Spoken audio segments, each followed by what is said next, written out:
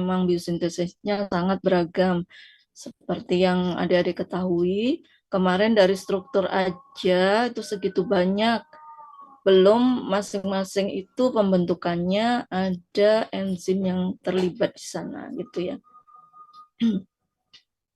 Jadi bahkan ada yang kemarin memang tidak saya singgung karena contohnya tidak banyak di alam, yaitu yang hanya terdiri dari satu unit isopren ya, hemiterpen namanya, itu enggak saya masukkan dalam pembahasan, tapi silahkan saja.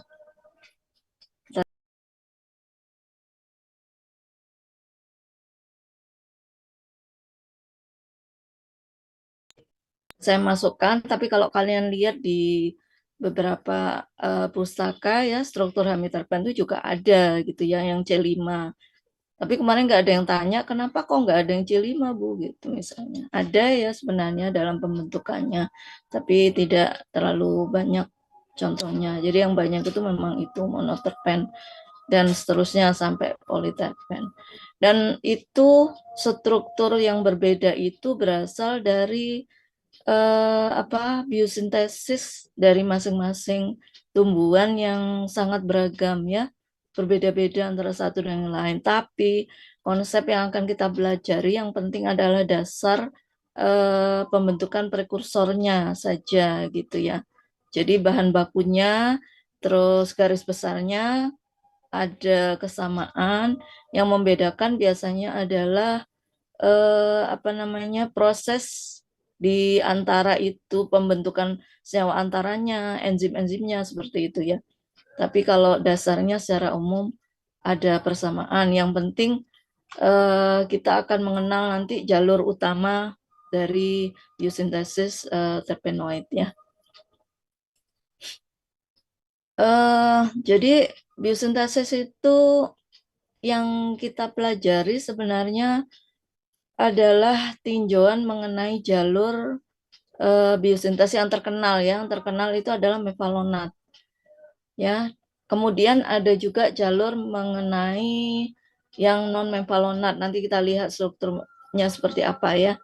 Yang menghasilkan prekursor terpenoid ya. Jadi ingat-ingat prekursor itu sebenarnya adalah suatu suatu senyawa kimia, suatu bahan baku yang nantinya karena adanya prekursor dengan banyak sekali proses akhirnya akan menghasilkan senyawa lain yang dalam hal ini adalah terpenoid yang kita bahas ya. Ya, terpenoid memiliki struktur yang beragam ya. Ada yang sederhana, ada yang kompleks tergantung pada sintase terpennya yang bertanggung jawab untuk sintesisnya ya, tergantung itu nanti. Sehingga ada yang terbentuk kayak kemarin itu ada yang terbentuk ikatannya itu hanya 2 isopren, ada yang 4, ada yang sekian sekian sekian, kemudian ada yang linier, ada yang siklus seperti itu ya. Itu semua terjadi karena beberapa pembentuk atau sintase terpennya sendiri itu berbeda-beda ya.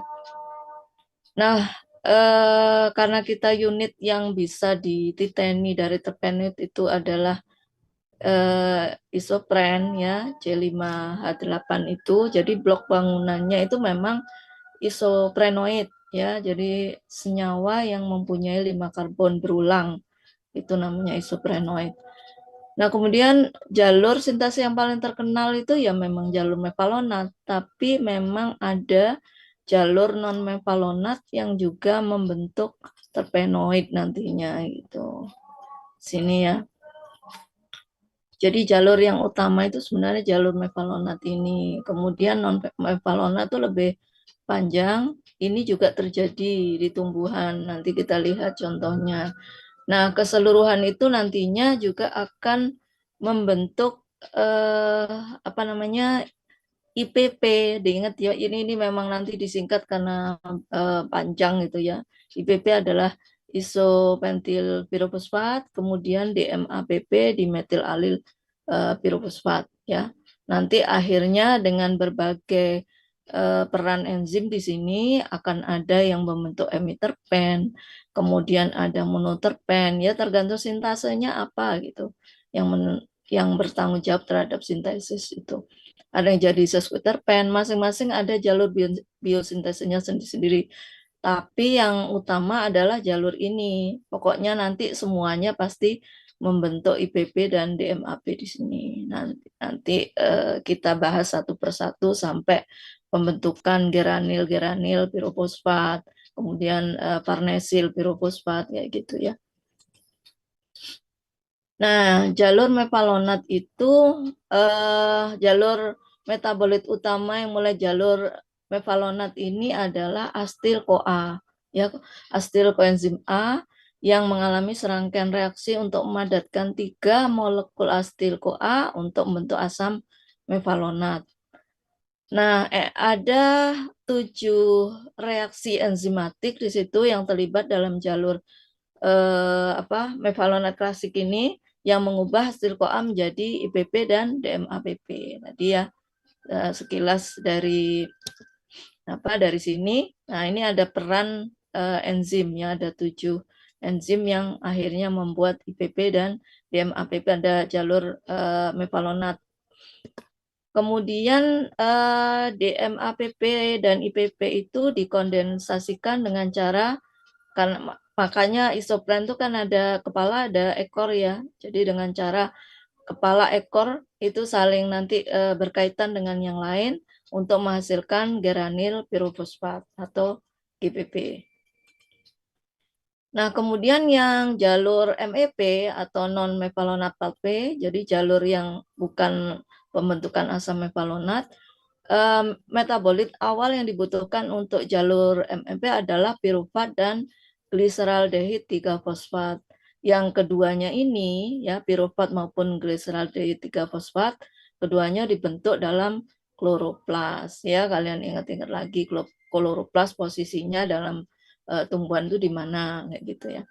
Nah, kemudian ini ya tadi dengan adanya pirufat dan gliseraldehid 3-fosfat itu melalui 8 reaksi enzimatik, prekursor ini pun nantinya akan dikonversi menjadi IPP dan DMAPP. Kalau sudah bentuk IPP dan DMAPP, maka selanjutnya sama, cuman di sana sintasenya yang berbeda-beda sehingga nanti akan jadi golongan terpenoid yang berbeda gitu ya, tergantung di tumbuhan atau bagian mana pembentukan terpenoid tersebut ya.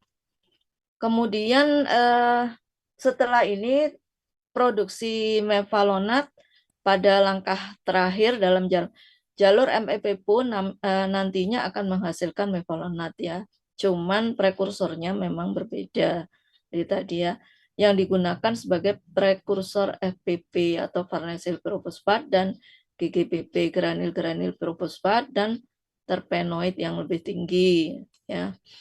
Nah, jadi dari kita lihat di sintesis IPP dan DMAPP yang berbeda di sini adalah prekursornya sama produk di tahapan tertentu gitu ya. Itu kalau di yang jalur mevalonat itu prekursornya adalah asil-CoA yang langsung bentuk mevalonat dari sejumlah reaksi enzimatik tadi ya, ada 7 enzim yang berperan di situ.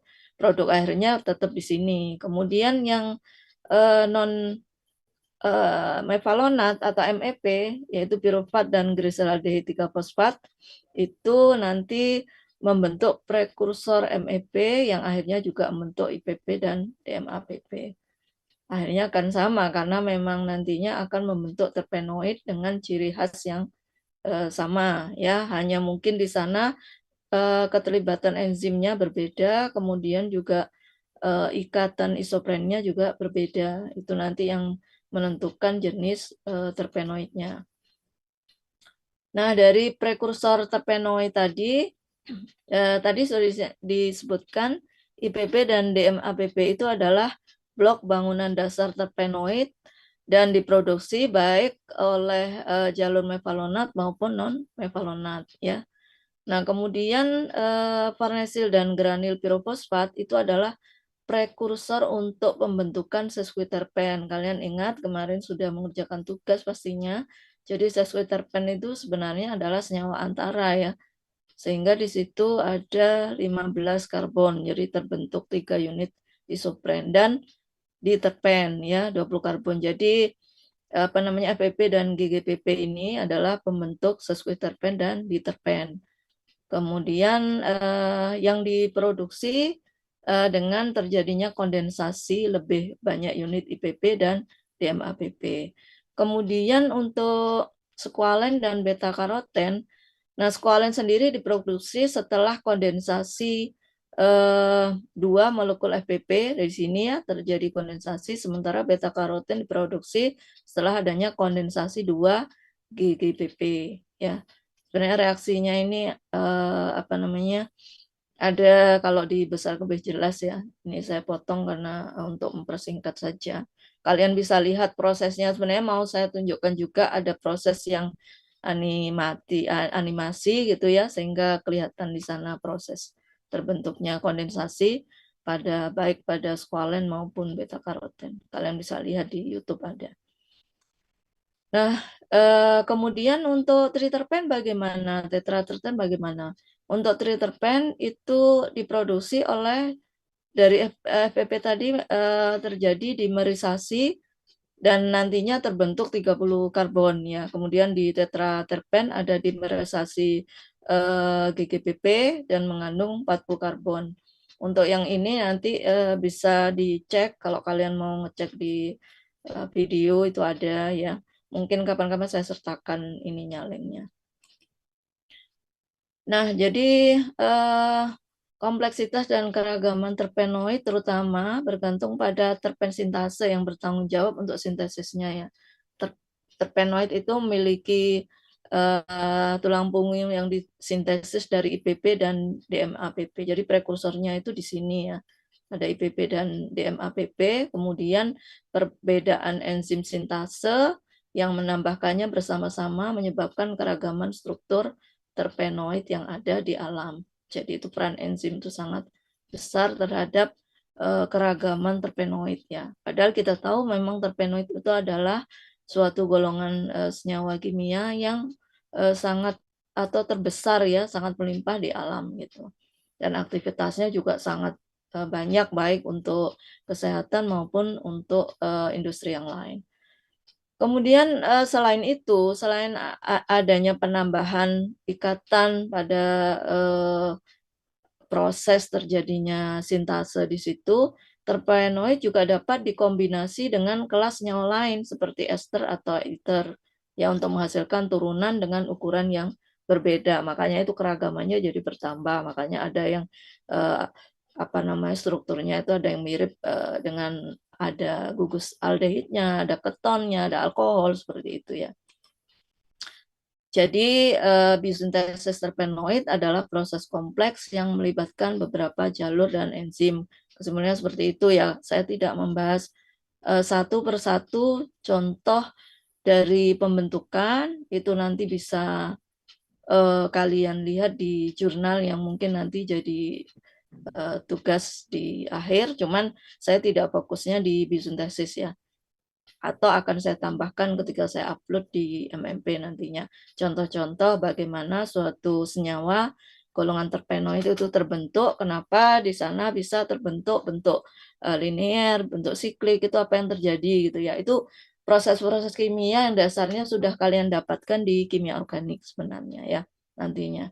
Termasuk ini karena reaksi enzimatik ya, tapi bagaimanapun di dalamnya juga terbentuk yang namanya kayak hidrolisis. Makanya tadi ada kondensasi, dimerasi, seperti itu ya. Nanti saya contohkan saja di berikutnya. Karena kalau satu persatu kita bahas, misalnya contoh monoterpen, bagaimana sih proses jalurnya dari awal sampai terbentuk suatu monoterpen tertentu ya.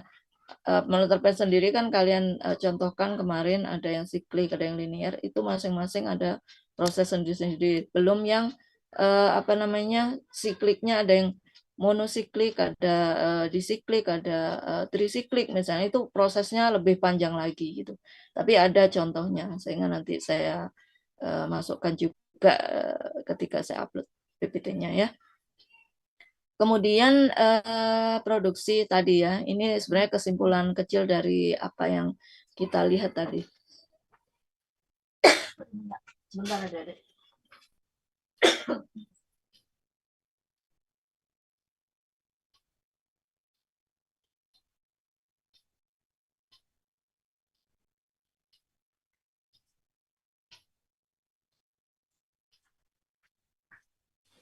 Jadi produksi prekursor terpenoid tadi diingat-ingat ya, jalurnya ada bisintesis mevalonat dan non mevalonat ya, yang itu terjadi di sebagian organisme.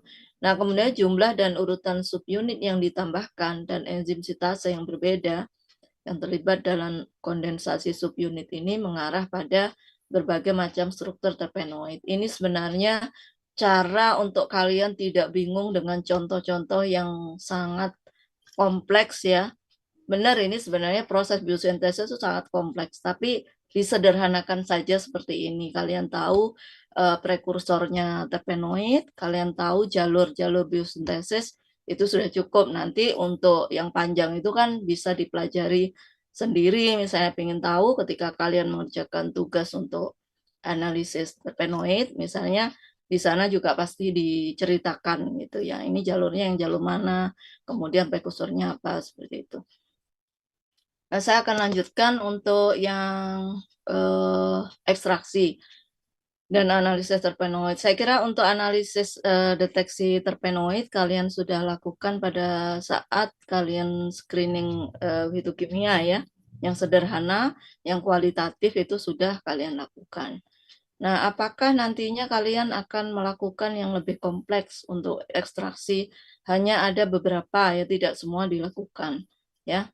Jadi secara umum kita memahami kalian misalnya punya keinginan untuk memilih suatu tanaman misalnya yang paling banyak dipakai di masyarakat, mau kalian analisis yang itu mempunyai khasiat obat. Nah, dipilih di situ. Yang pertama adalah kalian memilih tanaman yang tepat gitu ya. Artinya nanti bagian tanaman tuh juga jadi, selain itu tanaman yang tepat tuh maksudnya apakah tanaman ini sudah cukup secara kandungan itu menghasilkan metabolit yang cukup misalnya kayak gitu ya. Dimana contohnya gini, ada tanaman yang baru ditanam yang belum pernah berbunga. Itu tidak boleh kalian ambil bagian tanamannya untuk diuji atau digunakan untuk uji aktivitas. Karena apa? Karena dianggap dia itu belum bereproduksi secara sempurna ya. Kalau belum berbunga berbuah itu artinya belum dianggap dewasa, sehingga nanti metabolis sekunder yang kalian inginkan untuk diuji itu jangan-jangan belum maksimal gitu ya. Satu itu, jadi memilihnya juga harus tepat. Terus kemudian tempat tumbuhnya, apakah itu tempat tumbuh sesuai dengan, kalau digunakan untuk obat loh ya, untuk obat. Kalau yang lain saya tidak terlalu merisaukan ya, tapi kalau untuk obat, tempat tumbuh juga sangat berpengaruh. Nah, gimana taunya gitu ya? Nanti bisa dilihat karena hampir semua tanaman obat yang banyak digunakan di industri itu ada SOP penanamannya ya. Jadi tidak bisa asal ambil gitu. Saya sering memberikan contoh misalnya pegagan gitu ya, yang mudah saja yang kalian juga kenal. Pegagan itu jangan ambil yang misalnya, waduh ini batangnya besar-besar, daunnya besar-besar, gemuk, saya ambil gitu. Itu belum tentu metabolit sekundernya, asiatikositnya itu cukup tinggi ya. Itu ada penelitian kalau kalian pengen lihat itu ya. Jadi dia membandingkan pegagan yang ditanam di lingkungan yang gersang, ibaratnya nggak terlalu subur-subur amat gitu, dengan yang ditanam di misalnya daerah Tawangmangu yang atas itu kan subur ya tanahnya, terus udaranya juga sejuk sehingga menghasilkan tanaman yang secara morfologi, secara fisik itu kelihatan sangat apa ya, istilah kita duga itu bagus gitu ya. Kayak kita nanam sawi kok besar-besar, daunnya hijau, lebar-lebar tuh kan senang ya. Tapi ternyata ketika diuji malah yang bagus tuh yang apa namanya, pegagannya tuh yang kurus-kurus, kecil-kecil daunnya gitu ya. Asiatokositnya cukup tinggi gitu ya, sebagai senyawa marker, sebagai senyawa standar di situ gitu ya. Contohnya seperti itu, tempat tumbuh. Kemudian bagian tanaman. Nah, ini belum tentu misalnya dikatakan bahwa yang aktif pada salam itu adalah daunnya. belum tentu kita uji pada yang lain, misalnya buahnya itu punya aktivitas yang sama.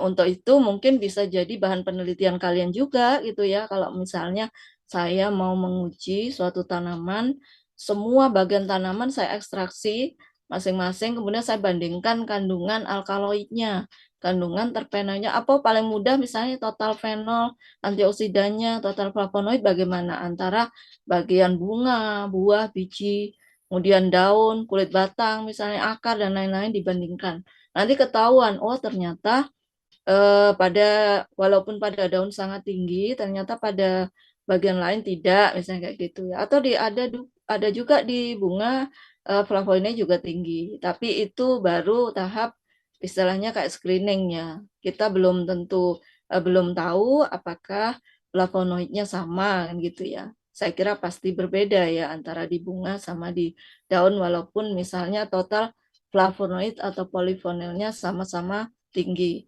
Nah, kemudian diekstraksi dengan berbagai cara. Ini secara umum ya, kalau kita mau melihat bagaimana kita nantinya mendapatkan suatu senyawa bioaktif gitu ya. Nah, kemudian diekstraksi, kemudian setelah itu diuji aktivitasnya gitu ya, entah sebagai apa. Ini bisa berdasarkan penelitian yang sudah pernah dilakukan. Jadi screening itu nggak cuma screening fitokimia, tapi juga ada screening farmakologi gitu ya. Di screening beberapa aktivitas itu bisa. Tapi yang paling mudah dan murah itu adalah dengan cara screening berdasarkan aktivitas etnomedicine ya yang sudah dibuktikan secara empiris punya aktivitas tertentu. Nah, kita hanya membuktikan apakah efek yang ada di empiris di masyarakat secara tradisional berdasarkan kearifan lokal di suatu wilayah misalnya itu benar-benar punya aktivitas yang terbukti teruji secara apa ya data gitu ya. Jadi berdasarkan data, oh ini ternyata terbukti gitu ya diuji. Nah setelah diuji nanti baru kita ke sini ke teknik analisisnya untuk bisa menghasilkan apa sih sebenarnya yang bertanggung jawab terhadap aktivitas sih kira-kira senyawa golongan apa atau senyawa apa gitu ya tergantung nanti kita pakai teknik analisis dengan peralatan yang sederhana ataukah dengan yang sangat advance gitu ya. Misalnya sederhana itu ya kita pakai spektro kayak gitu ya. Kualitatif atau kuantitatif kita pakai densito misalnya boleh. Kemudian kalau mau tahu senyawanya kita bisa pakai LCM-SMS misalnya atau GCM-SMS. PLC pakai FTIR digabung dengan NMR misalnya ya. Nah, itu nanti bisa ketahuan, oh struktur ininya gini. Tapi sebelum sampai di situ, kita bisa menguji masing-masing itu berdasarkan pelarut kita gunakan dengan tingkat kepolaran berbeda-beda, ya mulai dari polar, semipolar, nonpolar, dengan berbagai pelarut maksudnya di situ, yang masing-masing bisa kita uji di laboratorium. Nanti ketahuan di situ pelarut mana yang punya aktivitas paling tinggi kita vaksinasi gitu ya. Jadi dari pelarut itu kita vaksinasi lagi, kemudian setelah itu bisa dilakukan isolasi untuk mengetahui apa major compound yang ada di situ. Karena kalau kita mau isolasi semua senyawa itu ya banyak sekali ya ratusan. Ya bisa kalau memang mau dilakukan, misalnya sudah ada yang menemukan ini, coba dicari lagi di fraksi yang lain, misalnya ada apa di situ mungkin tidak aktif sebagai anti diabetes, tapi ternyata aktif sebagai antibakteri, misalnya gitu lah ya. Diuji beberapa aktivitas, kemudian dari sana kita lakukan vaksinasi dan isolasi. Nah, setelah di situ dilakukan elusidasi struktur ya, supaya ketahuan strukturnya itu apa sih gitu, golongan senyawa golongan apa ini gitu ya. Misalnya terpenoid yang mana, flavonoid yang mana. Begitu juga alkaloid gitu ya, karena masing-masing itu punya kompleksitas struktur sel kimia ya. Jadi itu urutannya.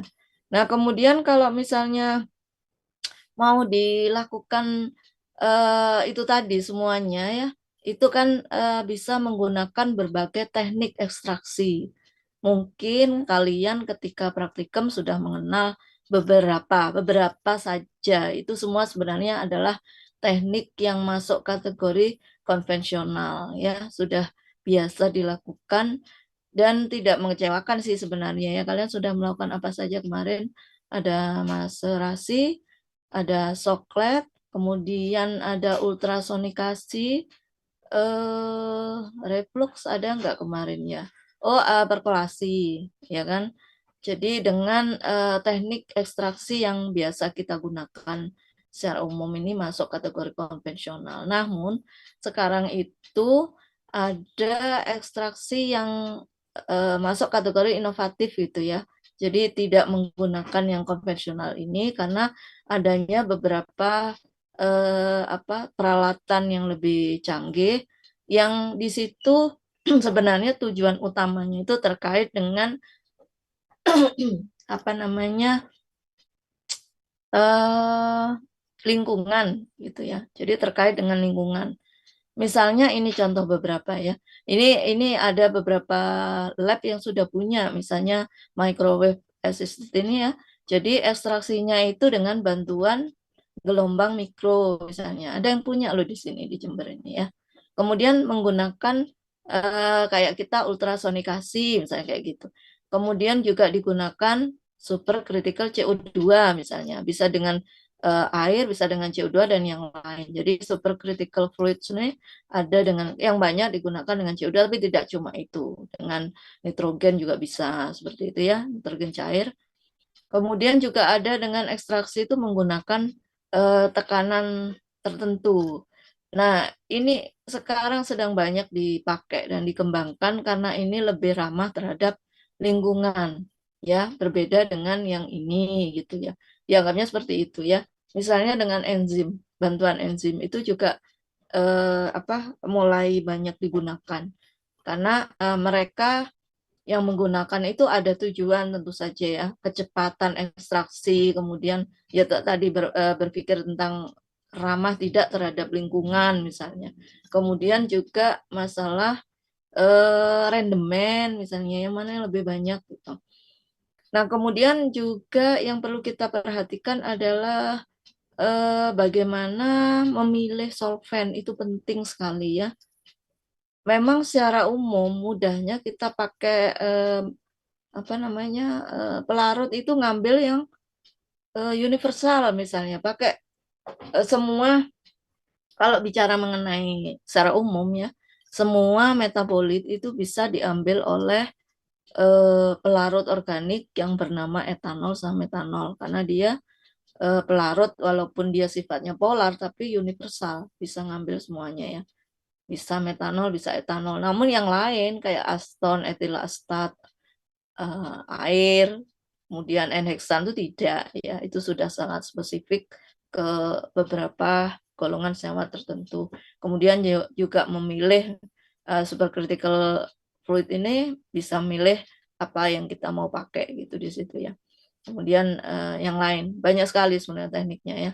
Nah, ini semua nantinya di awal pasti menghasilkan crude extract ya yang masih bercampur dengan beberapa pengotor ibaratnya.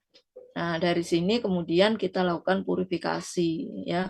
Makanya dengan teknik yang mungkin kalian vaksinasi itu juga salah satu tahap berikutnya dari ekstraksi yang sudah kalian lakukan ya. Nanti bisa dengan kromatografi kalau tidak salah kalian menggunakan kolom kromatografi untuk purifikasi dengan vaksinasi itu ya. Nah, ini cara memilih fase fase diamnya, fase geraknya juga merupakan hal yang penting supaya dihasilkan nantinya ekstrak maupun fraksi yang terpurifikasi. Jadi pengotor-pengotor itu sudah bisa disingkirkan gitu ya. Nah, setelah itu baru dilakukan identifikasi. Nah, kalau mau dilakukan kuantifikasi di sini determinasi kuantitatif, tidak sekedar kualitatif. Kalau screening kemarin semuanya adalah kualitatif gitu ya. Nah, kalau mau kuantitatif ya di sini nanti dihasilkan berapa dari bahan kasar yang awalnya kita pakai di sini. Nah, kalau misalnya dilakukan dengan spektro itu biasanya bisa kuali bisa kuanti juga gitu ya di sini.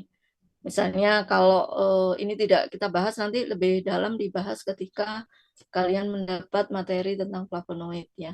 Tapi ini ada beberapa alat yang bisa dipakai menggunakan spektrum, sudah lama dipakai dan kita ada beberapa gitu ya. Kemudian yang sering juga digunakan adalah kromatografi, baik TLC, kemudian pakai HPTLC, HPLC, kemudian LCMS dan GCMS dan lain-lain, kromatografi ya. Yang sederhana itu ya TLC. Sebenarnya ini apa namanya, sistem kromatografi yang sudah lama dipakai namun masih efektif untuk tahap awal ya, untuk tahap awal melakukan analisis berikutnya ya. Setidaknya dari sini kita sudah bisa tahu bahwa ada beberapa golongan senyawa yang ada di ekstrak tertentu misalnya ya. Nah, kemudian kalau HPLC-MS ini bisa untuk yang kandungan-kandungan yang non volatile gitu ya. Kemudian kalau GCMS biasanya untuk volatile maupun non volatile ya. Setelah derivatisasi secara umum seperti ini. Nah, kemudian terkait dengan ekstraksi tadi dan identifikasi, tadi kan saya sampaikan dengan ekstraksi yang kalian lakukan kemarin, baik dengan metode Soklet yang maupun yang lain, ultrasonikasi, maserasi, kemudian perkolasi gitu. Yang kita dapatkan adalah masih crude extract. Nah, kemudian kalau kita ingat, kalian kemudian menguapkan dengan rotavapor, karena ini ada kelebihan dengan rotavapor tuh ya, dia kan selain efektif juga dia bisa melindungi senyawa-senyawa yang tidak tahan panas ya. Nah, setelah itu kemudian bisa dilakukan apa namanya identifikasi. Nah, kalau crude extract itu pasti masih menghasilkan banyak sekali golongan senyawa di sini ya. Ada flavonoidnya, ada terpennya, kemudian ada asam-asam karboksilat, dan kalau mau dicek dan yang lain tentu saja diidentifikasi gitu ya. Nah, kemudian kalau misalnya alat kita itu canggih, walaupun crude extract itu bisa sudah ketahuan misalnya dengan LCM SMS, kita nggak perlu memisahkan sampai difraksi, kemudian dipurifikasi, misalnya ekstrak kasar pun sudah bisa identifikasi dia, karena LCM SMS maupun GCM SMS itu punya database apa namanya senyawa-senyawa yang sudah pernah diidentifikasi sebelumnya, itu punya ada database-nya, sehingga kita bisa mengkombinasi di situ.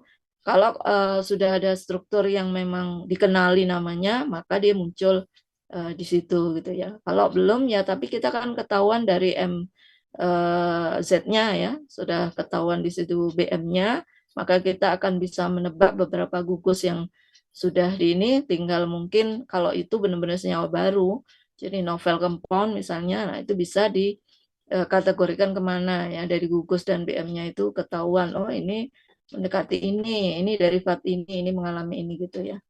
Nah itu sekarang alatnya sudah canggih. Kebetulan saya di ketika kemarin juga menggunakan LCM SMS yang advance gitu ya. Jadi mudah mengenali senyawa-senyawa yang kita temukan bahkan dalam bentuk crude ekstrak gitu. Sekarang semuanya serba canggih alatnya. Nah, kemudian terkait dengan ekstraksi tadi, karena kita sudah tahu terpenoid itu terdiri dari berbagai tingkat variasi struktur kimiawinya ya, dari hidrokarbon yang relatif kecil, kemudian yang nonpolar dan mudah menguap, hingga molekul yang sangat besar gitu ya, yang di sana politerpen gitu ya, dengan kompleksitas fisik yang lebih besar karena modifikasi kimianya itu sangat beragam ya. Yang politerpen kalian lihat contoh yang tetraterpen aja sudah seperti itu gitu. Nah, dari beberapa kelompok terpenoid ini nanti yang perlu diperhatikan untuk pemisahan masing-masing itu ukuran molekul berpengaruh ya di sini. Yang mono ini ukurannya sekian, kemudian sampai yang di terpen ukuran sekian gitu. Nah, nanti ini pengaruh pemilihan apa namanya sistem yang kita pakai karena masing-masing punya sifat berbeda baik dari sisi mudah menguap dan tidak mudah menguap atau sedang gitu ya. Di sini makanya memilih apakah menggunakan liquid kromatografi, apakah gas kromatografi itu berdasarkan dugaan unit-unit isopren yang ada di masing-masing senyawa kalau mau pemisahan gitu ya, supaya nanti senyawa-senyawa masing-masing itu bisa terpisah karena ini bisa jadi masing-masing ada di satu ekstrak yang kita ambil dari suatu bagian tanaman gitu ya. Makanya main di polaritas dari pelarut ini juga perlu kita pahami ya. Karena nilai polaritas pelarut dari yang sangat polar, polar sampai yang sangat non polar itu ada nilainya. Nah itu berpengaruh nanti bisa diuji masing-masing. Kita nggak cuma menggunakan misalnya etanol, etil asetat, penheksan, nggak cuma itu, tapi nanti ada kombinasi di butanol misalnya dan lain-lain gitu ya. Sehingga yang banyak itu ekstraksi bertingkat misalnya dari yang sangat polar ke yang sangat non-polar masing-masing bisa diuji dengan beberapa sistem kromatografi gitu ya. Sehingga nanti yang muncul keluar itu akan berbeda-beda struktur senyawanya. Ini contoh secara umum. Bagaimana dengan yang lain, yang apa namanya terpen yang kompleks, yang lebih kompleks susunan isoprennya itu ada caranya. Tapi nanti kita lihat sekilas-kilas saja ya, karena nanti ada tugas untuk kalian.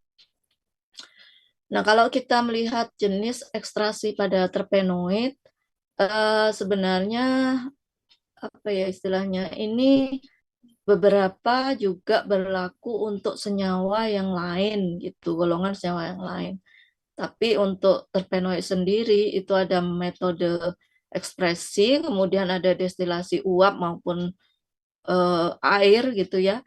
Ini bedanya cuman kalau kita lihat misalnya kalian melihat orang mendestilasi basah dan kering gitu ya, ada yang menyatakan seperti itu ya.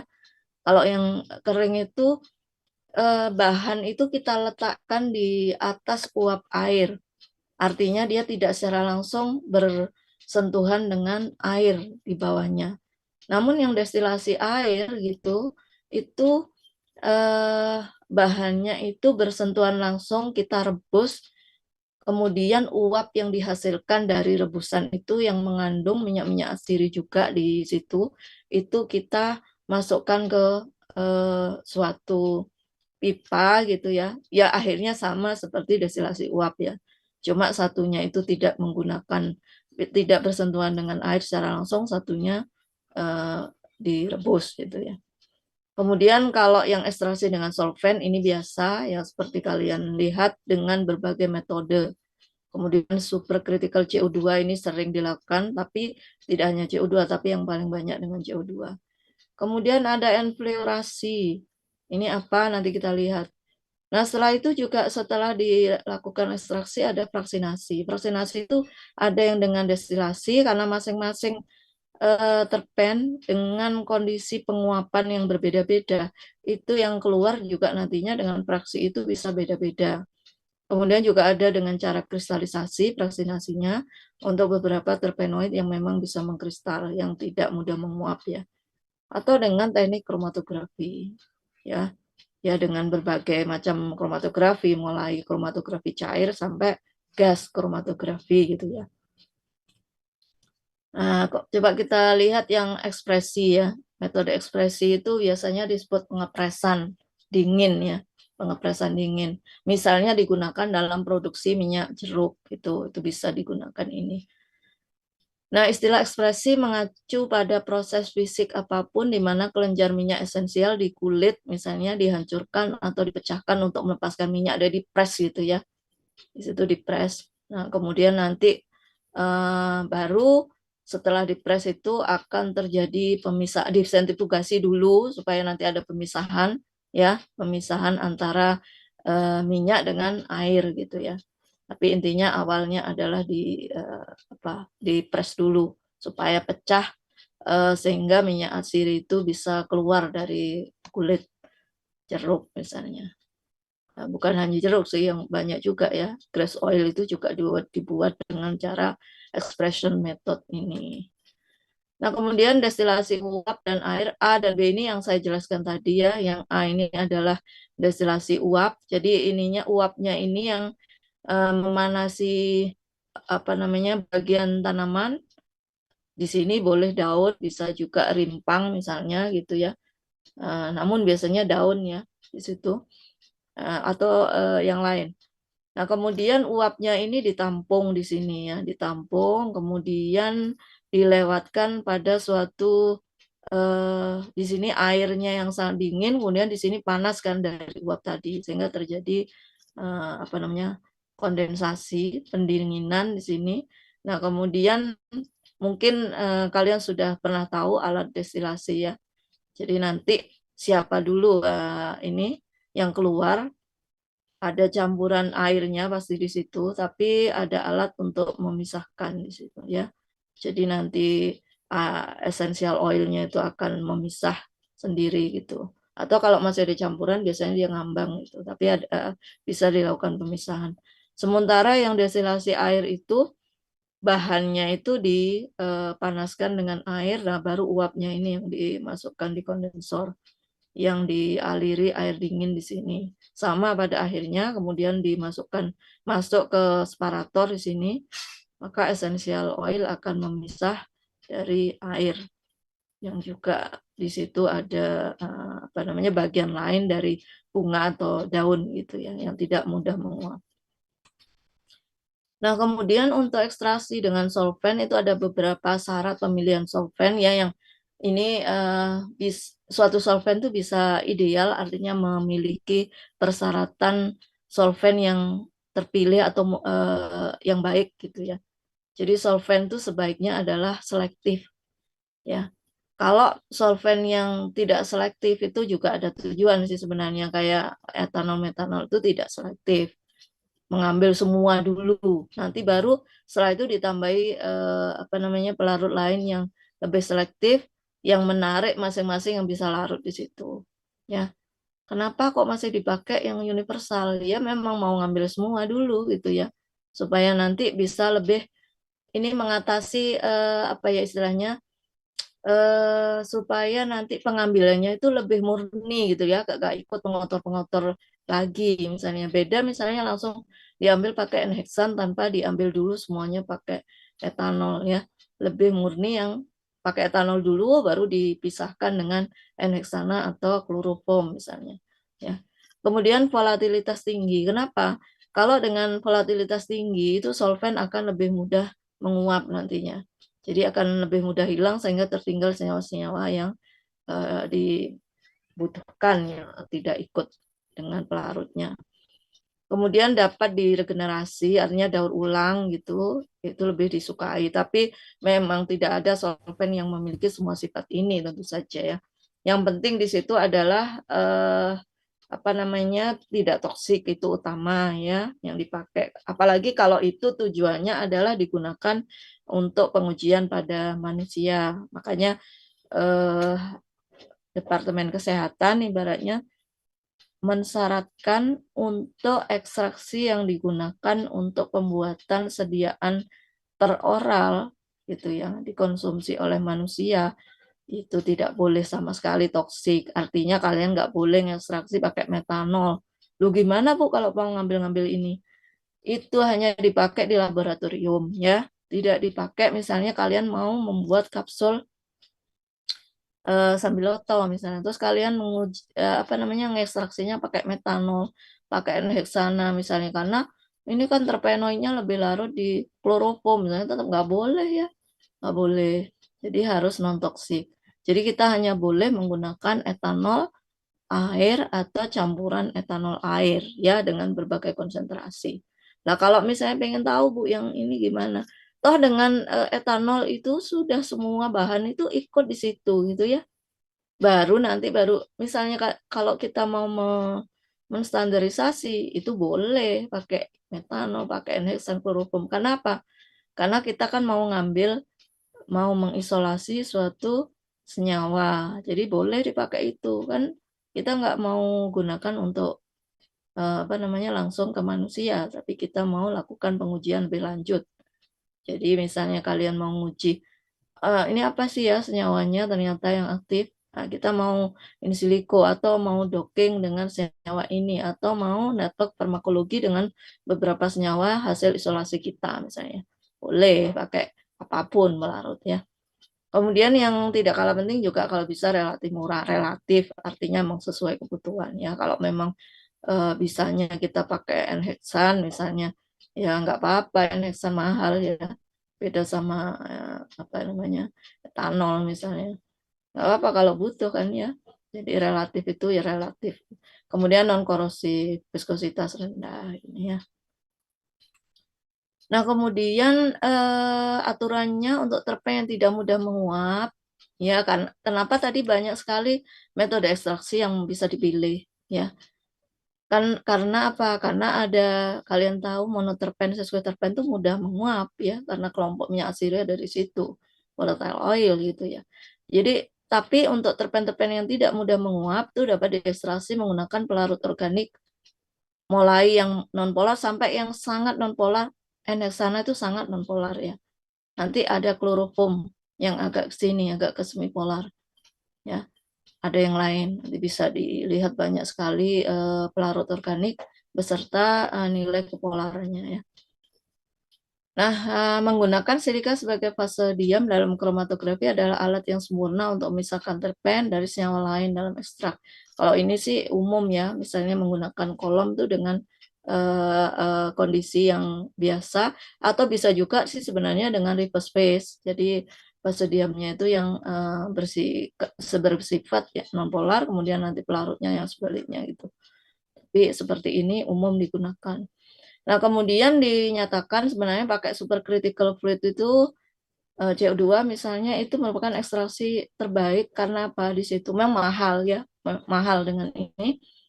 Tapi karena dia bisa menghasilkan suatu senyawa itu dengan kemurnian yang tinggi. Nanti kenapa tinggi? Yang mungkin mau melakukan mengerjakan tugas dengan ekstraksi supercritical CO2 misalnya bisa belajar di situ ya. Jadi berbeda dengan ekstraksi dengan pelarut atau solvent itu kemurniannya masih tidak terlalu tinggi ya, masih banyak yang mengganggu pengotor gitu. Sementara dengan ini kemurniannya tinggi dan biasanya rendemennya juga tinggi gitu. Nah, kemudian ada yang seperti ini, mungkin kalian pernah lihat ya. Jadi namanya destilasi itu ada tadi destilasi yang model seperti kita tahu destilasi uap kayak tadi, air, tapi enfleurasi itu sebenarnya masuk kategori itu gitu ya.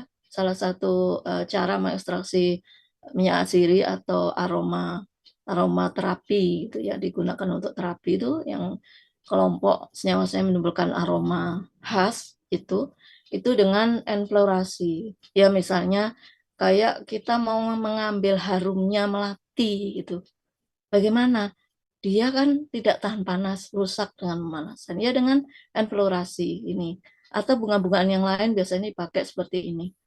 Jadi itu teknik ya untuk mengekstrak aroma dari minyak-minyak di tanaman ya dengan bantuan lemak padat di sini ya. Lemak padat. Jadi prinsipnya adsorpsi, nempel di sini nanti minyaknya. Nah, keuntungan dari teknik ini adalah tanaman yang paling rapuh sekalipun ya dapat digunakan ya, yang tidak bisa dengan teknik ekstraksi yang lain boleh dipakai di sini ya. Jadi minyak atau lemak inilah yang memerangkap aroma tanaman tadi. Justru kenapa nanti hasilnya bisa mahal tuh karena ini ya sistem pengambilan aromanya itu spesifik gitu ya. Ini harus dilakukan oleh yang ahli gitu. Nah, kelebihan metode enfleurasi itu sebenarnya adalah dia dapat menjaga fisiologis tumbuhan yang dipetik sehingga misalnya harus digunakan pada kondisi segar untuk aromanya itu supaya tetap seperti aroma di dunianya, di alam gitu ya.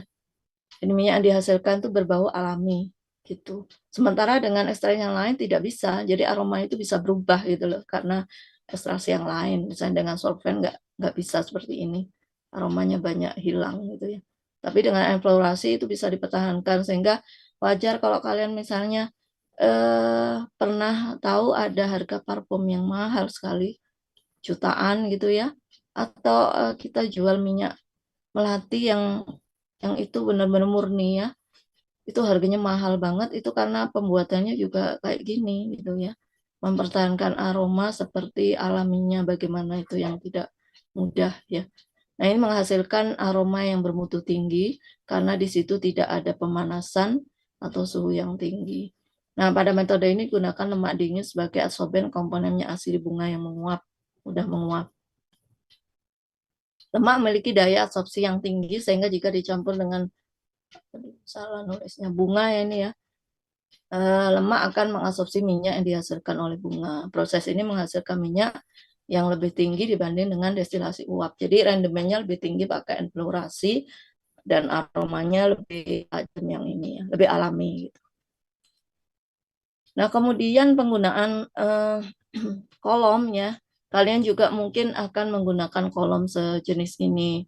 Nanti pada saat fraksinasi dengan kolom hati-hati. Jadi silika yang kita masukkan ke sini tidak boleh ada udara terjebak di sini ya. Nanti membuat ini gampang retak. Kalau retak, bayangkan saja kita mau nuang larutan yang itu mengandung ekstrak, kemudian di sini ada retak, kan dia bisa nggak ini ya, istilahnya nggak terjadi simultan aliran di sini ya. Nah, ini sudah tidak bisa dipakai. Jadi kalau retak kita harus ngulang bikin kolomnya lagi gitu ya. Nah, kolom silika itu bisa dalam bentuk ininya sama ya. Ada yang dalam bentuk kecil gitu ya. Kalau skala kecil ya kecil seperti ini ya. Ini untuk apa misalnya kandungannya itu kecil banget, nanogram atau mikrogram gitu ya, dipakai yang kecil. Kalau ini ya bagaimana nanti ininya pelarutnya banyak ya. Sementara kita harus memekatkan lagi, bisa hilang nantinya ya. Tapi kalau itu kandungannya cukup besar, rendemennya cukup banyak, itu dipakai yang kolom yang besar gitu ya. Nah, misalnya kalau kita menduga ini nanti terpenoidnya itu sudah dalam hitungan miligram, nggak cuma terpenoid, bisa yang lainnya. Kemudian ada wol kaca digunakan untuk menyumbat kolom, dan kolom dapat dilapisi dengan sedikit natrium sulfat, itu untuk menyerap. Nah, kadang-kadang kan gini ya, adik-adik kadang lupa ditanyain, apa sih tujuan penambahan natrium sulfat pada saat kita melakukan vaksinasi dengan kolom kromatografi itu, kok ditambahin tuh apa gitu. Sebenarnya kan kita tadi nggak boleh ada udara, nggak boleh ada air yang di sini ya. Kalau ada air berarti kontaminan itu. Makanya diserap pakai natrium sulfat dulu. Airnya lu dari mana gitu. Ya kan bisa jadi pada saat penyimpanan dia menyerap lembab dari udara, maka ada air di situ. Atau kontaminasi yang lain ya, ekstraksinya menggunakan campuran air, misalnya etanolnya 70% misalnya kayak gitu kan. 70% itu artinya kan 70-nya etanol, 30-nya kan air ya, walaupun sudah diuapkan ada sedikit yang terikut di situ. Maka diserap pakai natrium sulfat ya. Kalau ada airnya nanti bisa mengacaukan pemisahan ini ya. Kemudian ada juga yang seperti ini ya, selain enfluorasi. Ini juga sebenarnya kayak enfluorasi ya. Cuman kenapa sih? Jadi minyak asirinya itu mudah sekali menguap sehingga kita pakai ini yang kayak kita itu desikator kita itu loh ya. Jadi di sini ada menggunakan glass chamber gitu. Seperti ini. Nah, ini dimasukkan kemudian dibungkus dengan plastik. Kalau kita misalnya mau mengumpulkan terpen yang volatile, mudah sekali menguap ya.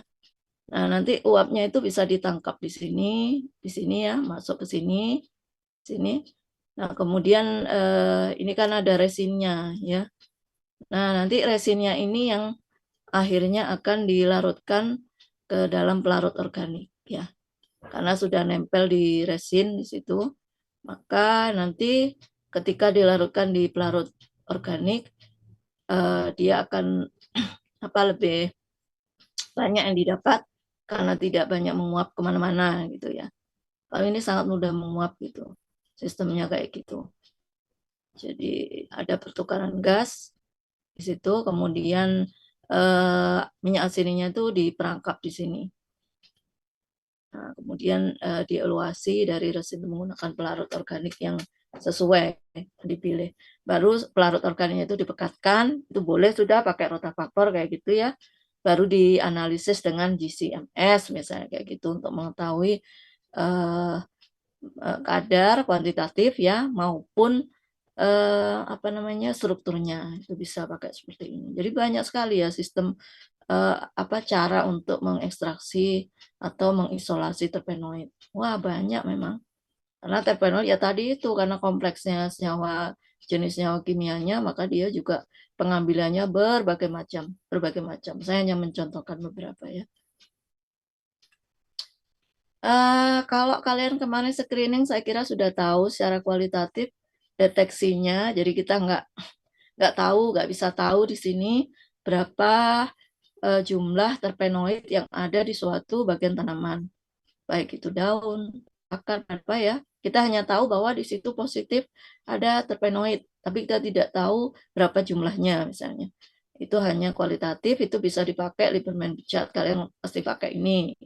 Itu ya, ditandai nanti terjadinya ketika ditambahkan Lieberman chart itu ada perubahan warna ekstrak setelah ditetesi menjadi ini tergantung terpenoidnya ya, bisa warnanya itu coklat kemerahan atau merah jingga.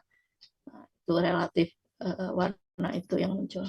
Karena terjadi oksidasi pada golongan senyawa terpenoid. Jangan lupa isopren tuh diingat-ingat ya, itu adalah senyawa tak jenuh itu ya.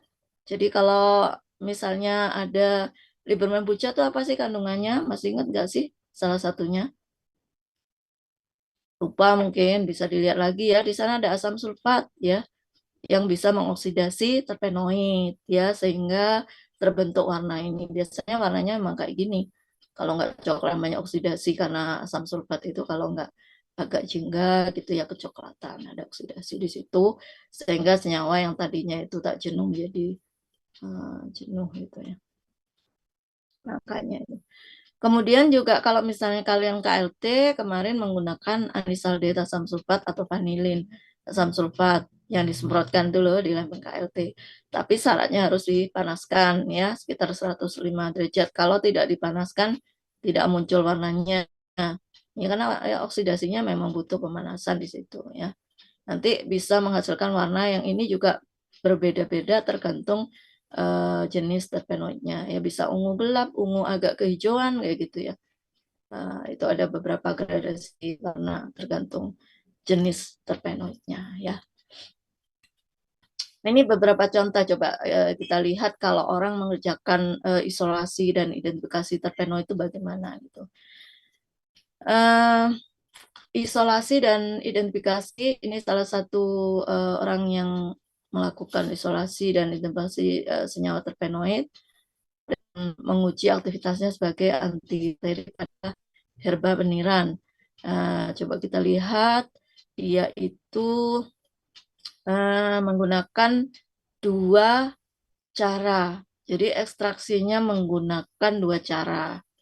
Sama ini kayak kalian ya. Pelarutnya juga dua, ekstraksinya dengan dua cara. Pelarutnya adalah metanol, polar, tapi universal. Kemudian pelarut N-heksana satunya. Ya, jadi dia melakukan dua jenis ekstraksi dengan pelarut yang berbeda dan dengan dua cara yang berbeda, yaitu dengan maserasi, satunya dengan sokletasi. Ya. Kemudian metodenya menggunakan kromatografi gas spektroskopi massa. Nah, kemudian dia sama dengan adik-adik biasa lakukan menggunakan reaksi Lieberman-Buchat. Ini biasa saja karena ya pada ekstrak N-heksana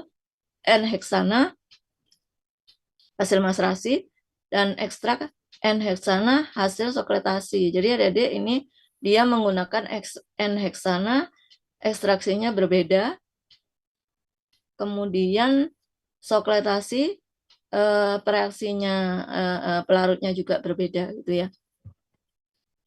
Jadi menggunakan enheksana hasil macerasi dan ekstrak enheksana hasil sorpletasi menunjukkan bahwa kedua ekstrak tersebut positif mengandung senyawa terpenoid.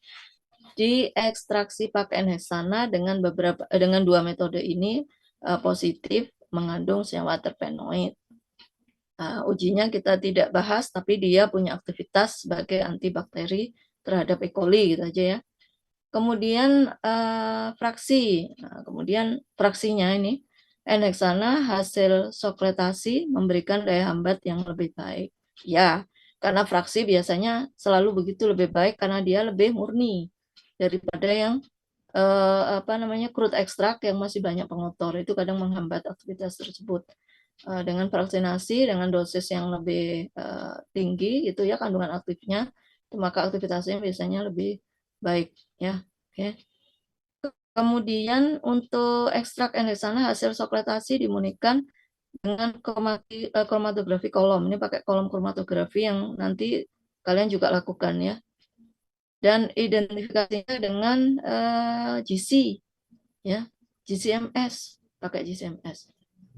Menunjukkan kemungkinan ekstrak enheksana hasil sorpletasi itu mengandung 2 buah senyawa yang diduga ini ya kuat ada di meniran, yaitu pitadien karena dia di 278 ya di sini BM-nya. Kemudian juga ada senyawa 1,2 sekokladielen dengan bobot molekulnya 335 gitu. Nah, ini contoh ya, contoh yang dilakukan oleh Pak Gunawan. Kemudian coba dengan apakah ada dengan cara yang lain?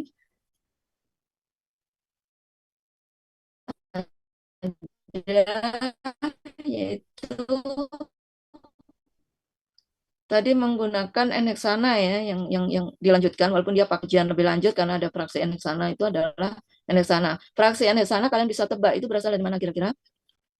Kalian bisa lihat dari sini ceritanya. Enheksana yang kedua yang berupa fraksi itu didapat dari ini, dari ekstrak metanol yang dilakukan lagi ditambahkan sudah setelah dipekatkan di sini ya. Itu ditambahkan enheksana, itu namanya fraksi ya. Sudah fraksi enheksana. Jadi fraksi metanolnya nggak dipakai gitu. Karena diuji kemungkinan diuji dengan Lieberman pucat tidak setelah dipisah ya, setelah jadi fraksi itu tidak menunjukkan ada terpenoid atau kalau ada sedikit gitu. Nah, ini ada yang melakukan isolasi dan karakterisasi senyawa terpenoid ekstrak metanol. Bagaimana dia melakukan ya? Jadi akar kayu buta-buta itu diekstraksi dengan metanol ya. Sampai pada tahapan ini ya dari ekstraksi, kemudian melakukan vaksinasi, kemudian pemisahan dan pemurniannya digunakan kromatografi vakum cair dan kolom gravitasi. Itu tadi saya bilangnya kombinasi untuk deteksi maupun analisis itu sangat banyak, tergantung mana yang mau diambil gitu ya. Itu dia mungkin sudah ada dasar awalnya kenapa pakai kromatografi vakum cair, dan kalau kolom ini biasa dipakai dalam analisis berbagai macam senyawa karena bagus memang hasilnya, tinggal kita memilih fase diam fase gerak, itu saja main di situ gitu ya. Kemudian identifikasi terpenoidnya pasti dengan KLT menggunakan Lieberman Burchard, itu bisa ya. KLT bisa pakai Lieberman Burchard atau anisaldehid, jadi tergantung mana yang paling sensitif di situ. Kemudian analisisnya menggunakan spektro FTIR. Nah, kita punya juga, jadi kalian bisa melakukan ini gitu ya.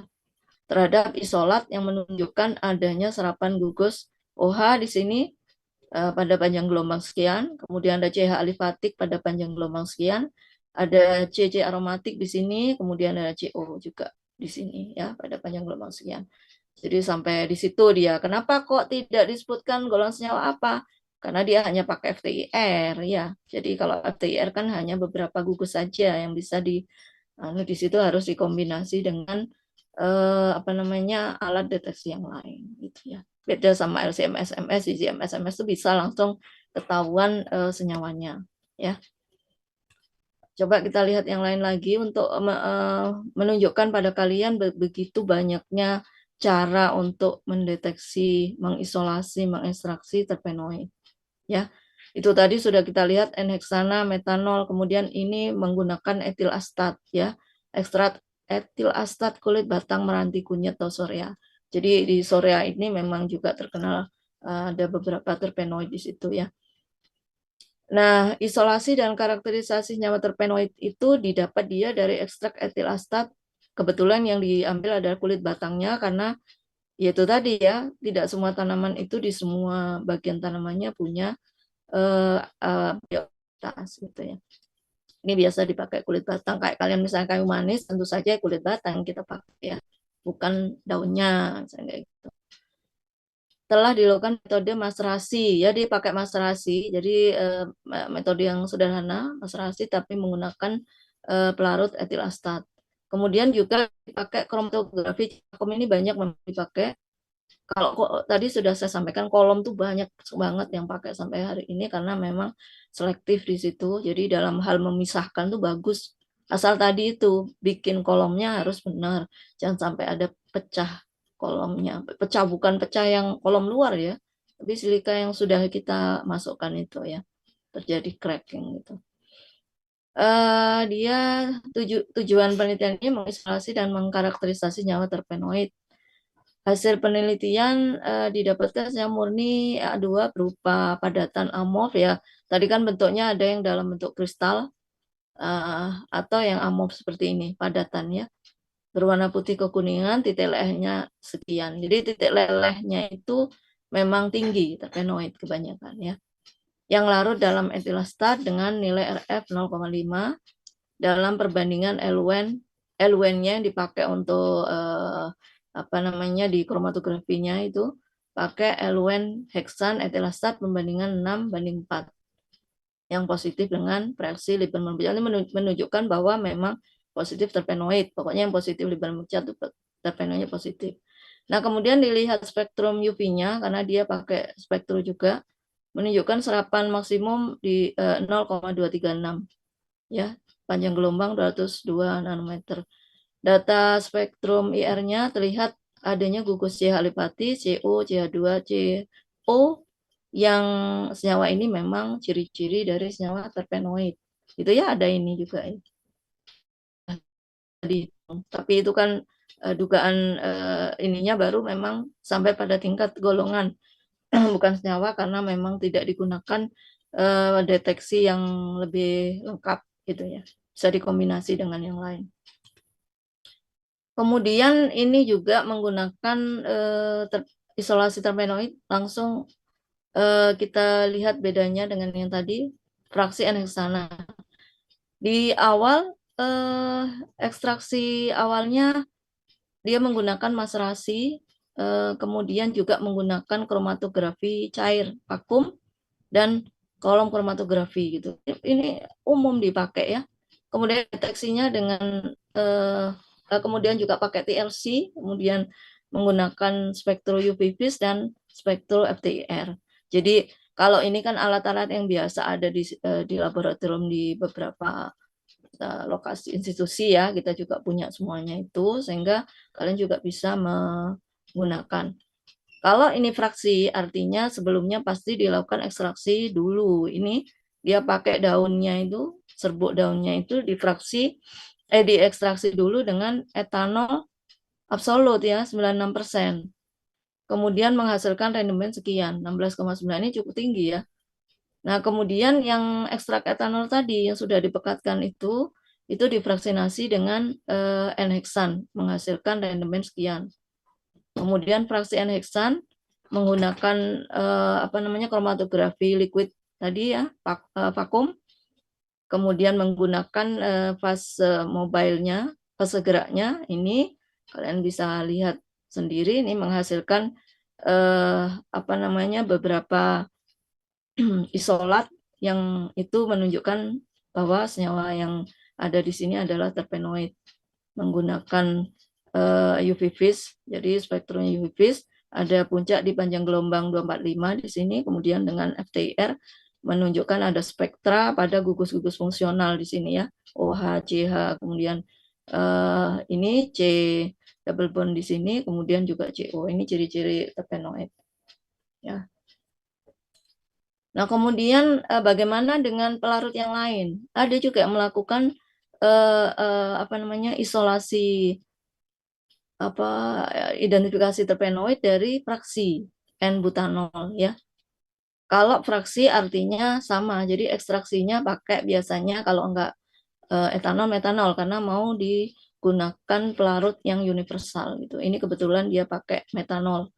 Nah, kemudian maseratnya itu yang sudah dipekatkan baru dipraksinasi dengan beberapa apa namanya pelarut. Jadi mulai yang non polar sampai yang polar, agak polar gitu ya. Jadi dari PE itu kan hampir sama dengan N-heksana ya, tapi tingkat polaritasnya itu lebih non polar yang N-heksana, tapi sama-sama senyawa non polar, pelarut non polar ya. Jadi ada nonpolar pityrium ether di sini, etil astat mewakili semipolar, kemudian N-butanol dia nggak pakai ini karena di awal nggak pakai etanol ataupun metanol karena di awal dia sudah mengambil semua metabolit itu dengan metanol. Jadi dia pakai N-butanol di sini. Kemudian N-butanolnya ini sudah ada proses pasti di sini bagaimana memastikan bahwa di N-butanol itu ada kandungan terpenoidnya ya. Kemudian ini dipraksinasi dengan kromatografi kolom dengan fase diamnya silika gel. Kemudian setelah diteteskan itu terdapat 4 fraksi di situ ABCD. Nah, kemudian dengan beberapa proses tentu saja di sini yang dilanjutkan untuk di KLT itu adalah fraksi B di situ. Nah, kemudian dihasilkan isolat karena pasti ada pemisahan di sana di fraksi B itu ada B1, B2, B3 gitu ya. Mulai isolat yang diambil dikerok biasanya adalah B1 berupa padatan tidak berwarna dan berfluoresen putih di bawah lampu UV 366.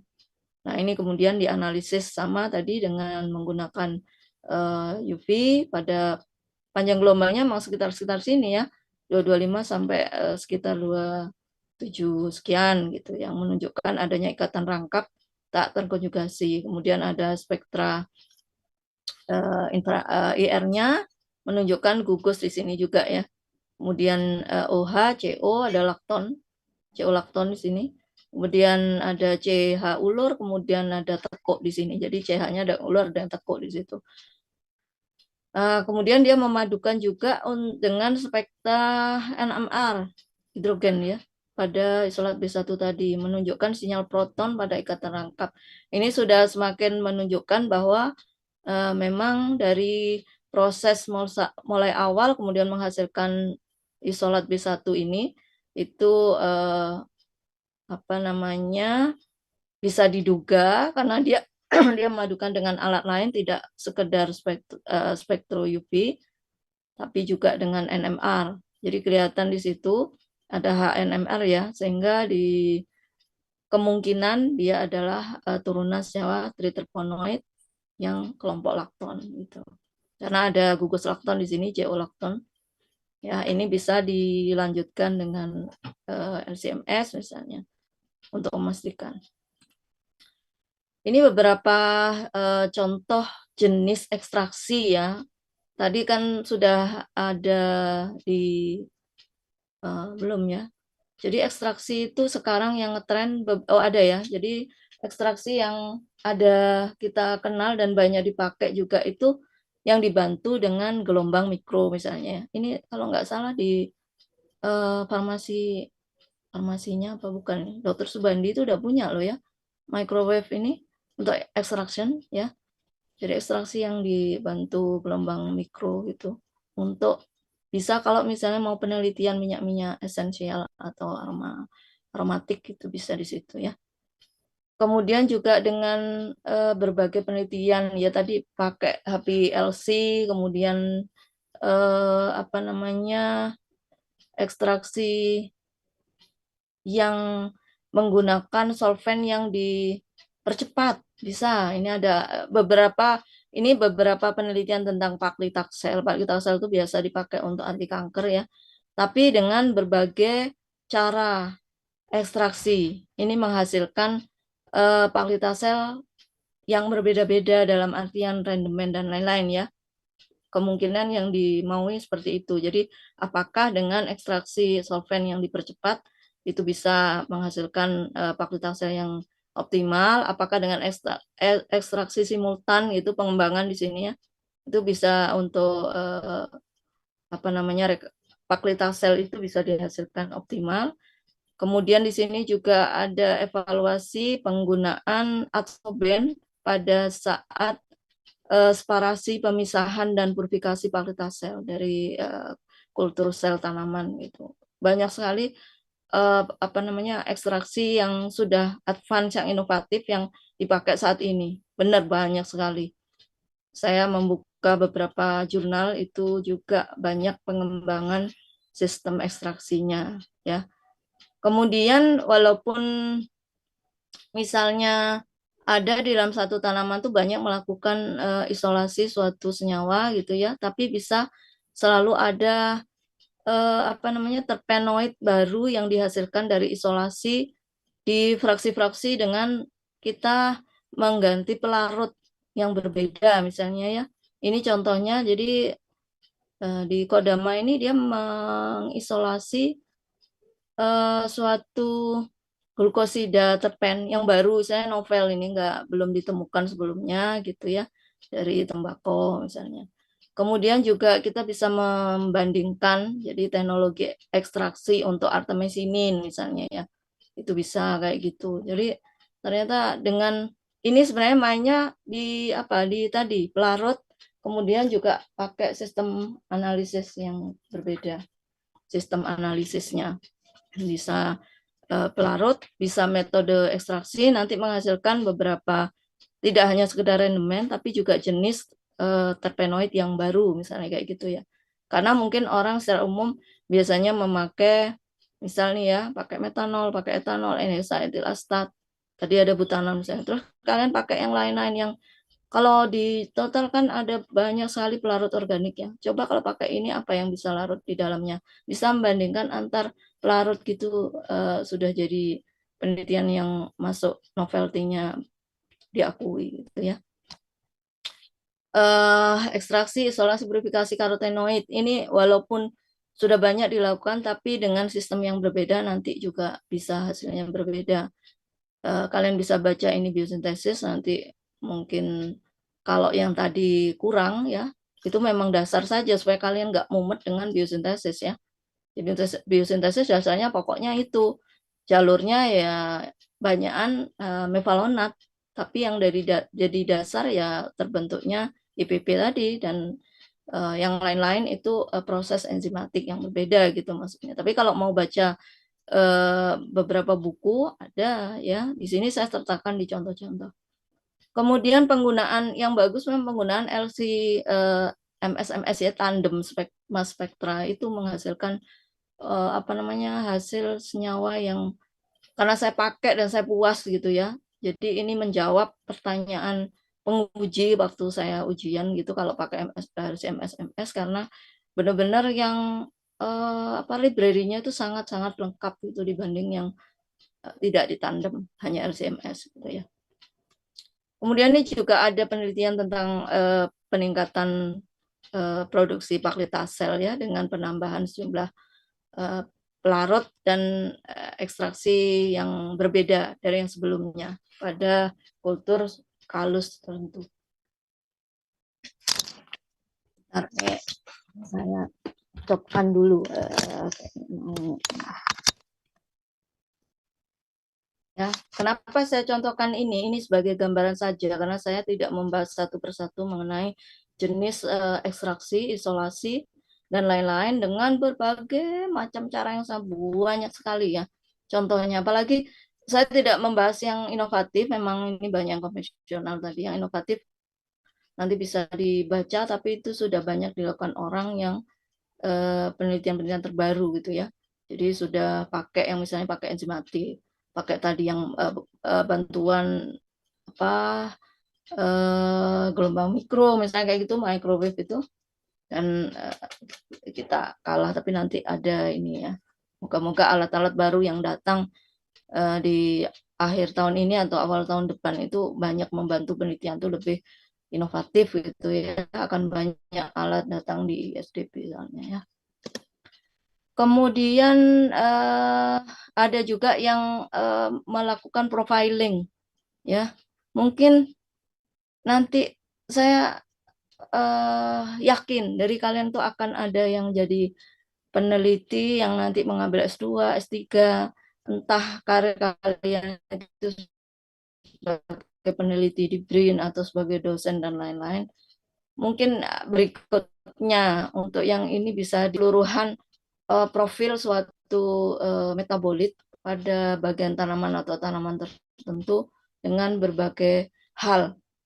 Jadi variasinya bisa banyak ya, tempat tumbuh bisa, berbagai hal tuh aksesi misalnya antara satu dengan lain sama sebenarnya tapi aksesinya berbeda, diambil dari tempat berbeda, itu morfologinya berbeda gitu ya. Padahal namanya sama, spesiesnya sama, bukan lain varian, tidak.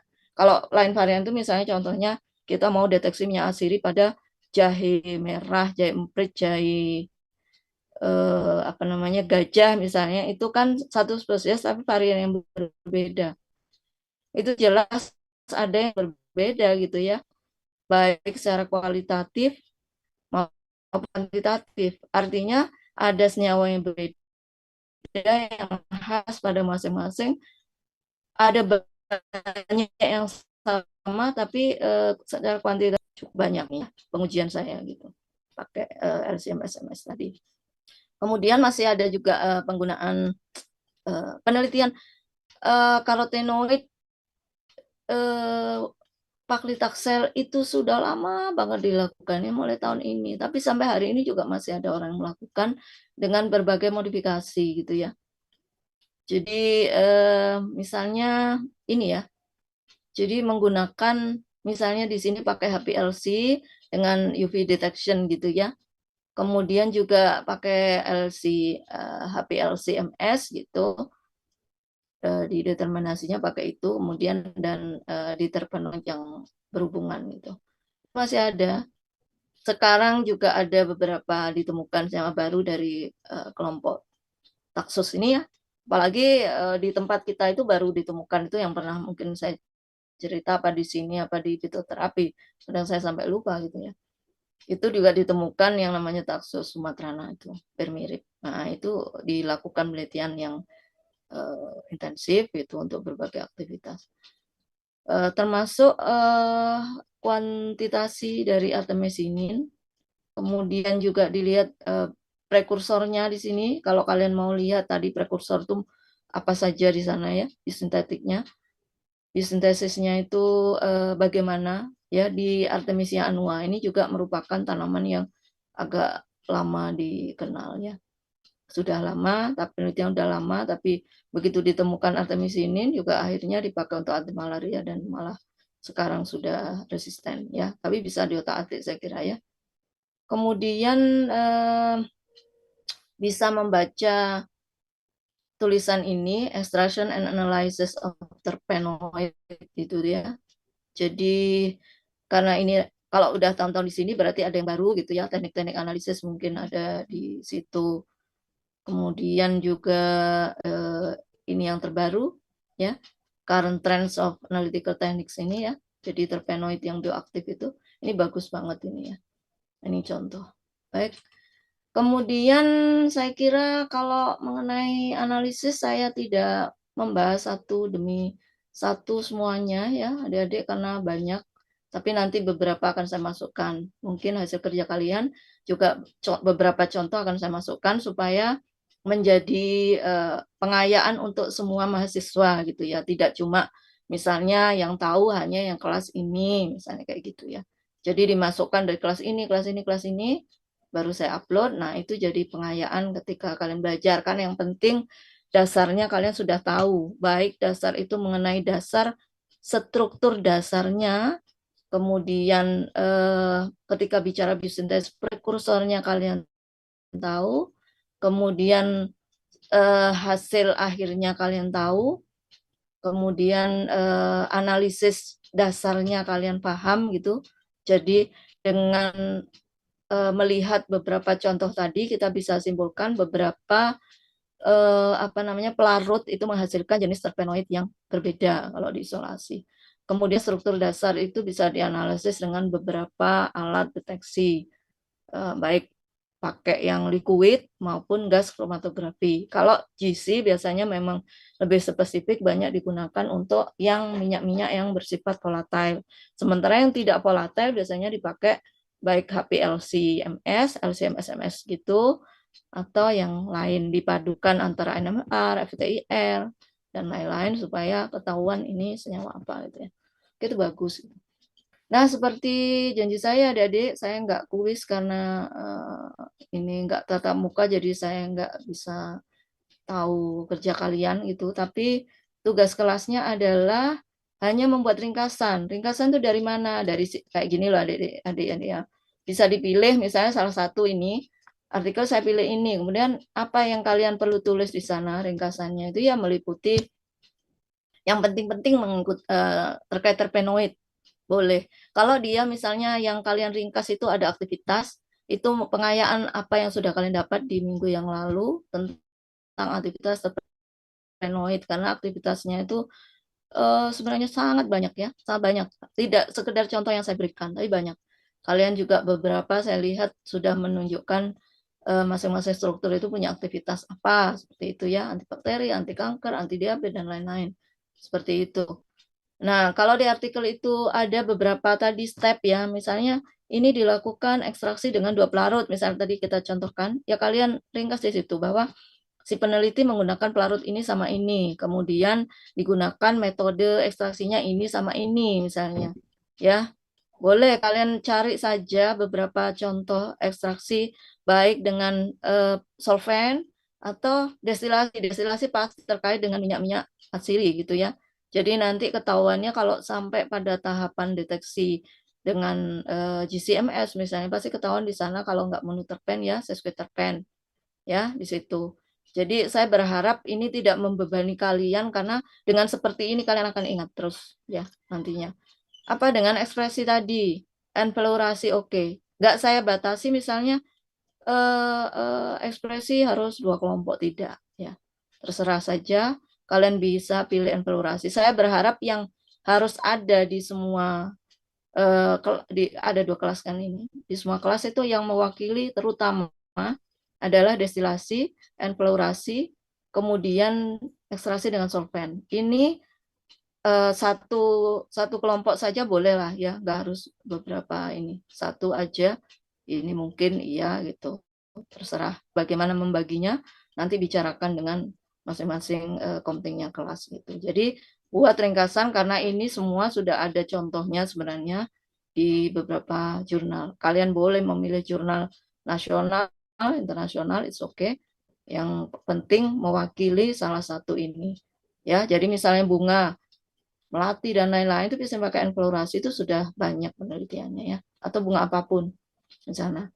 Mau metode ekstraksinya pakai apa atau tahapannya itu tidak melalui proses vaksinasi tertentu misalnya dia ekstraksi kemudian dia pakai GCMS boleh juga gitu karena nanti pada akhirnya akan deteksi secara kualitatif dulu sebelum melakukan apa namanya pemisahan ya di situ. Adik-adik mungkin ada pertanyaan dengan ini silakan di screenshot tapi di apa namanya di MMP akan saya masukkan perintahnya ya. Silakan kalau ada pertanyaan sebelum saya akhiri.